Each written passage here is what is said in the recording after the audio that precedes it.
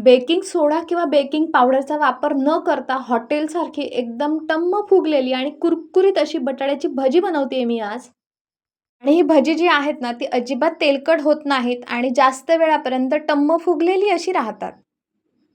नमस्कार, मी आरती आणि आरतीज किचनमध्ये तुमचं सगळ्यांचं खूप खूप मनापासून स्वागत करते. तर बटाट्याची भजी बनवण्यासाठी इथे मी 2 बटाटे घेतलेले आहेत आणि आपल्याला पहिल्यांदा याची सालं काढून घ्यायची आहेत. आणि सालं काढल्यानंतर बटाटे लगेच पाण्यामध्ये टाकायचे. बाहेर ठेवले तर ते काळे पडतात.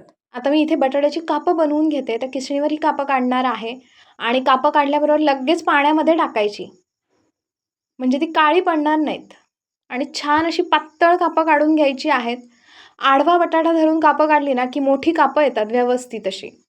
ही सगळी कापं आहेत ती आपल्याला 2 ते 3 पाण्याने व्यवस्थित अशी धुवून घ्यायची आहेत आणि अशा पद्धतीने एकदम पातळ कापं काढून घ्यायची म्हणजे कुरकुरीत व्हायला मदत होतात.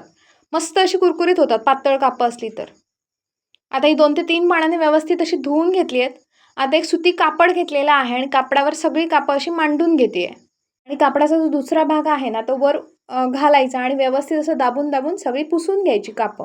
पाणी राहिलं ना कापांना तर काय होतं, पातळ होतं आपलं बेसनचं पीठ आणि कोटिंग मग व्यवस्थित होत नाही त्याला बेसनचं. आता भज्यांचं पीठ बनवायला घेते, तर त्याच्यासाठी 2 वाट्या बेसनचं पीठ घेतलेलं आहे आणि हे चाळणीमध्ये चाळून घ्यायचं आहे आपल्याला. चाळल्याशिवाय बेसनचं पीठ वापरायचं नाही. त्याचप्रमाणे आतमध्ये पाव वाटी तांदळाचं पीठ घातलेलं आहे. 2 वाटी बेसनसाठी पाव वाटी तांदळाचं पीठ. चाळून घेतल्यामुळे जरा बेसन हलकं असं होतं. तर व्यवस्थित हे चाळून घेते मी सगळं पीठ. आणि सगळं पीठ चाळून झाल्यानंतर आतमध्ये एवढ्यात आपल्याला मसाला वगैरे काही घालायचे नाही आहेत. पहिल्यांदा आतमध्ये पाणी घालायचं. तर इथे मी पूर्ण 1 वाटी भरून पाणी घेतलेलं आहे. ते थोडं करून मिक्स करायचं. एकदम 1 वाटी पाणी मी आतमध्ये ओतलेलं नाही आहे. थोडं पाणी घातलेलं आहे आणि व्यवस्थित असं मिक्स करून घेते. अजून मी इथे पाव वाटी पाणी घेतलेलं आहे आणि ते आतमध्ये घालून घेते.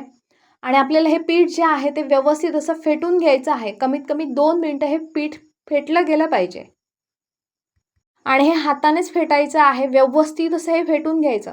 रंग थोडासा चेंज होतो. पांढरसर रंग येतो ह्याला फेटून छान असं घेतल्यानंतर. तर इथे मस्तपैकी पीठ बनवून तयार झालेलं आहे. रिबन जशी पडते ना तसं हे पीठ आलं पाहिजे. छान असं पीठ झालेलं आहे. असं व्यवस्थित हे पीठ फेटल्यामुळे ना छान अशी मस्त पीठ बनवून तयार होतं. आणि वर तुम्ही बघू शकताय बुडबुडे पण आलेले आहेत. म्हणजे आपलं पीठ एकदम परफेक्ट तयार झालेलं आहे. आता पिठामध्ये इथे बाकीचे मसाले घालून घेते. तर अर्धा चमचा हळद पावडर घातलेली आहे.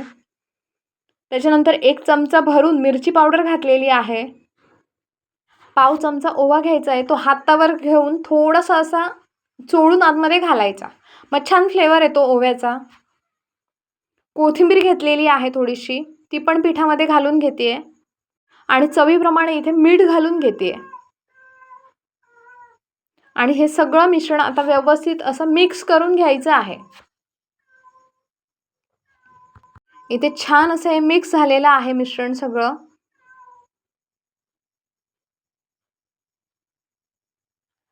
आणि छान अशी कन्सिस्टन्सी आलेली आहे पिठाची. एकदम पातळ पण झालेलं नाही आहे आणि खूप असं जाड पण झालेलं नाही आहे. अशा पद्धतीने बघायचं. थोडंसं ना कोटिंग छान आलं पाहिजे बटाट्याच्या कापावर. पूर्ण पीठ बनवून झाल्यानंतर 2 चमचे तेल घेतलेलं आहे. मी गरम तेल घालते आतमध्ये 2 चमचे भरून. आणि तेल घातल्यानंतर 1 मिनिटभर व्यवस्थित असं पुन्हा फेटून घ्यायचं हे पीठ. आणि काय करायचं, एक काप घ्यायचं, पिठामध्ये बुडवायचं व्यवस्थित असं. आणि एक्स्ट्राचं जे पीठ असेल ना ते काढून टाकायचं. म्हणजे थोडंसं असं झाडून घ्यायचं आणि डायरेक्ट तेलामध्ये सोडायचं. हाय फ्लेम पण ठेवायची नाही. मध्यम आचेवर हे तळून घ्यायचे आहेत आपल्याला. तेल पहिल्यांदा व्यवस्थित असं गरम करून घ्यायचं आणि नंतर गॅस मध्यम ठेवायचा. आणि एका बाजूने व्यवस्थित अशी भाजल्यानंतरच आपल्याला परतून घ्यायची आहेत दुसऱ्या बाजूने ही कापं. तर एका बाजूने इथे छान अशी भाजलेली आहे. त्याच्यानंतर मी दुसऱ्या बाजूने पण भाजून घेतलीत. मस्त सोनेरी रंग येईपर्यंत दोन्ही बाजूने तळून घ्यायची आहेत. आणि इथे एका जाळीवर काढून घेते. म्हणजे एक्स्ट्राचं जे तेल असेल ना ते निघून जायला मदत होणार आहे. ही सगळी भजी तेलातून काढून घेतलेली आहेत. आणि मस्तपैकी पावसाळा स्पेशल गरमागरम अशी बटाट्याची भजी बनवून तयार झालेली आहेत. तर आजचा व्हिडिओ माझा तुम्हाला कसा वाटला मला नक्की कमेंट करून सांगा. आणि असंच मस्त खावा, सुशेगात राहा. माझ्या व्हिडिओ लाईक आणि शेअर करा. आणि माझ्या चॅनलला सबस्क्राईब करा. Thank you.